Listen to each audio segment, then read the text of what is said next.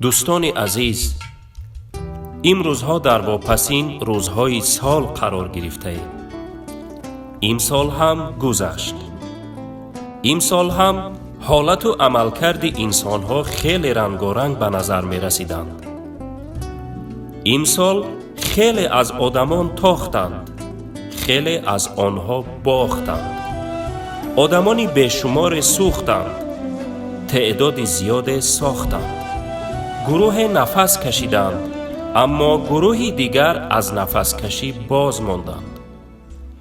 بسیار نفرانی که یک زمان میخندیدند عین حال گریه دارند. بسیار نفرانی که میگریستند حالا خندان هستند. این سال عددی بیشمار به دنیا آمدند.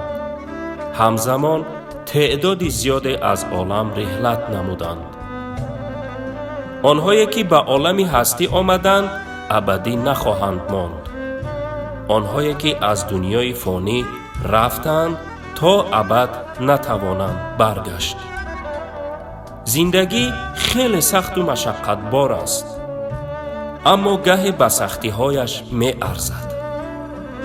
دانستن مهم نیست که این دنیا خیلی نامرد است، به کسی وفا ندارد. مهم این است که ما مرد باشیم. مهم آن نیست که عمری طولانی داشته باشیم. مهم این است که با عزت و کرامت زندگی کنیم. دوستان گرامی، بیایید قدر همدیگر را بدانیم. نگذاریم که از هم دور بمانیم. پروانه به خرس گفت: تو را دوست می دارم. خرس گفت: حالا می خواهم بخوابم. چون بیدار شدم در این بابت صحبت خواهیم کرد. خرس به خواب زمستانی رفت.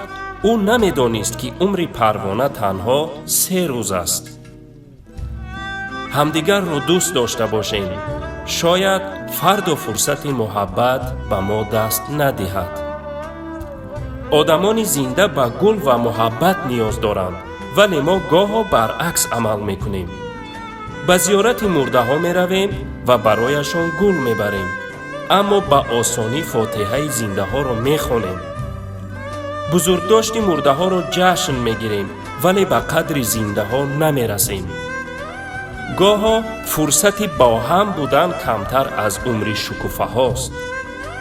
چی خوش است که ساده ترین چیز را از هم دریغ نداریم که آن محبت و دوستی است. و چی دلپسند است که در محبتمان صادق بمانیم. سال نوتان مبارک.